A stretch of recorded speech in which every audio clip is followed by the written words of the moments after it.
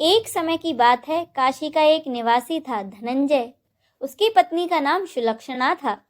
उसे सब प्रकार के सुख प्राप्त थे, केवल गरीबी ही उसके दुख का एकमात्र कारण थी। यह दुख उसे हर समय सताता रहता। एक दिन सुलक्षणा अपने पति से बोली, स्वामी आप कुछ उद्यम करो तो काम चले, इस प्रकार कब तक काम चलेगा। सुलक्षणा की बात धनंजय के मन में बैठ गई और वह उसी दिन विश्वनाथ शंकर जी को प्रसन्न करने के लिए बैठ गया और कहने लगा, हे देवाधिदेव महादेव, मुझे पूजा पाठ करना कुछ नहीं आता, केवल आपके भरोसे बैठा हूँ। इतनी विनती करके वह 2-3 दिन भूखा प्यासा बैठा रहा। यह देखकर भगवान शंकर ने उसके कान में अन्नपूर्णा अन्नपूर्णा अन्नपूर्णा इस प्रकार 3 बार कहा। यह कौन है, क्या कह गया? इसी सोच में धनंजय पड़ गया। मंदिर से आते ब्राह्मणों को देखकर वह पूछने लगा, पंडित जी अन्नपूर्णा कौन है? ब्राह्मणों ने कहा कि तू अन्न छोड़ बैठा है, सो तुझे अन्न की ही बात सूझती है। जा घर जा और अन्न ग्रहण कर। धनंजय घर गया और सारी बातें अपनी पत्नी को बताई। वह बोली, नाथ चिंता ना करो, स्वयं शंकर जी ने यह मंत्र आपको दिया है, वे स्वयं ही खुलासा करेंगे। आप फिर जाकर उनकी आराधना करो। धनंजय फिर जैसा का तैसा पूजा में बैठ गया। रात में शंकर जी ने उसे आज्ञा दी और कहा, तू पूर्व दिशा में चला जा। वह अन्नपूर्णा का नाम जपता जाता और रास्ते में फल खाता, झरनों का पानी पीता जाता। इस प्रकार कितने ही दिनों तक वह चलता गया। वहां उसे चांदी सी चमकती वन की शोभा दिखी। सुंदर सरोवर देखने में उसके किनारे कितनी ही अप्सराएं झुंड बनाए बैठी थीं। एक कथा सुनती और सब मिलकर माँ अन्नपूर्णा इस प्रकार बार बार कहती। यह अगहन मास की उजेली रात थी और आज से ही व्रत का आरंभ था। जिस शब्द की खोज में वह निकला था वह उसे वहां सुनने को मिला। धनंजय ने उनके पास जाकर पूछा, हे देवियों, आप यह क्या कर रही हो? उन सब ने कहा, हम सब माँ अन्नपूर्णा का व्रत करती हैं। धनंजय ने पूछा, व्रत पूजा करने से क्या होता है? यह किसी ने किया भी है? इसे कब किया जाए? कैसा व्रत है और इसकी क्या विधि है? मुझे भी विस्तार से बतलाओ। वे कहने लगी, इस व्रत को सब कोई कर सकते हैं। 21 दिन तक के लिए 21 गांठों का सूत लेना चाहिए। 21 दिन यदि न बने तो 1 दिन उपवास करें। यह भी ना हो तो केवल कथा सुनकर प्रसाद ले लें। निराहार रहकर कथा कहें। कथा सुनने वाला कोई ना मिले तो पीपल के पत्तों को रख, सुपारी या घृत कुमारी वृक्ष को सामने कर, दीपक को साक्षी कर, सूर्य, गाय, तुलसी या महादेव को बिना कथा सुनाए मुख में दाना न डालें। यदि भूले से भी कुछ पड़ जाए तो 1 दिवस फिर उपवास करें। व्रत के दिन क्रोध न करें और झूठ न बोलें। धनंजय बोला, इस व्रत को करने से क्या होगा? वे सब कहने लगी, इसके करने से अंधों को आंखें मिले, लूलों को हाथ मिले, निर्धन के घर धन आए, बांझन को संतान मिले, मूर्ख को विद्या आए।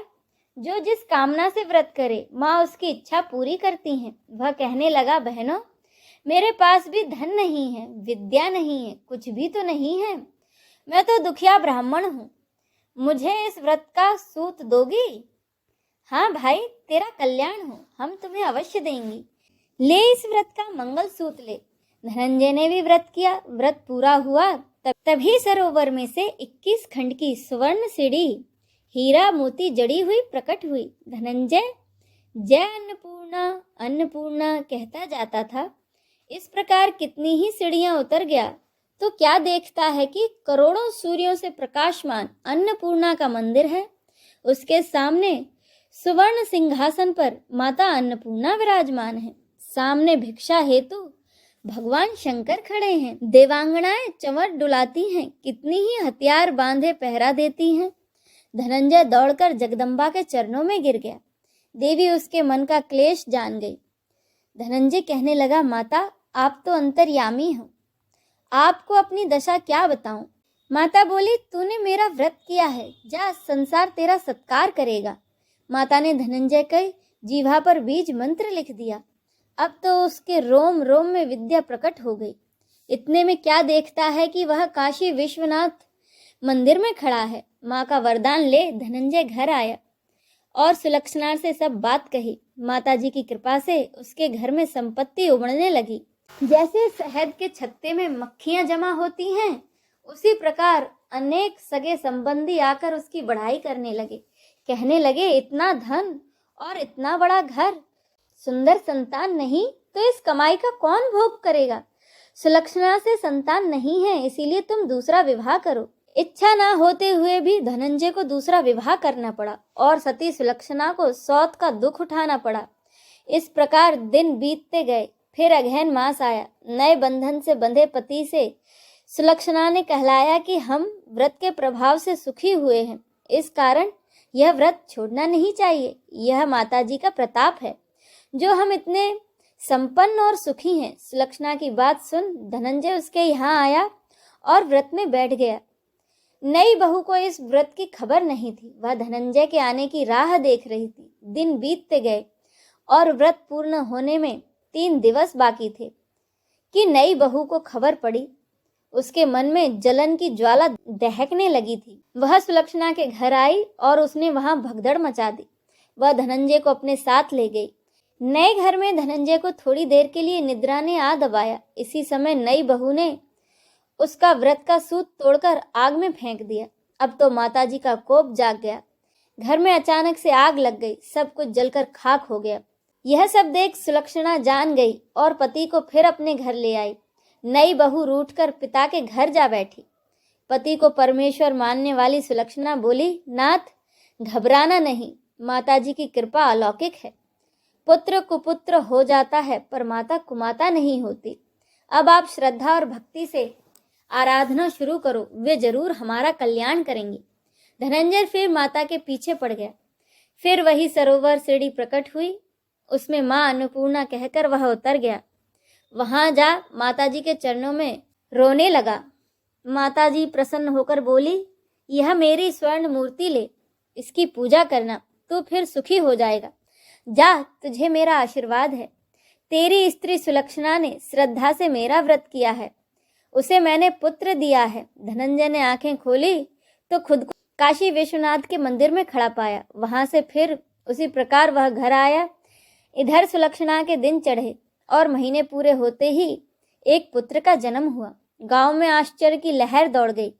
इस प्रकार उसी गांव के निसंतान सेठ के पुत्र होने पर उसने माता अन्नपूर्णा का मंदिर बनवा दिया। उसमें माताजी धूमधाम से पधारी, यज्ञ किया और धनंजय को मंदिर के आचार्य का पद दे दिया। जीविका के लिए मंदिर की दक्षिणा और रहने के लिए बड़ा सुंदर सा भवन दिया। धनंजय अपनी पत्नी और पुत्र सहित वहां रहने लगा।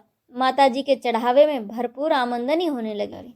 उधर नई बहू के पिता के घर डांका पड़ा, सब लुट गया। वे भीख मांगकर पेट भरने लगे। सुलक्षणा ने यह सब सुना तो उनको बुलावा भेजा, अलग घर में रख लिया और उनके अन्न वस्त्र का प्रबंध कर दिया।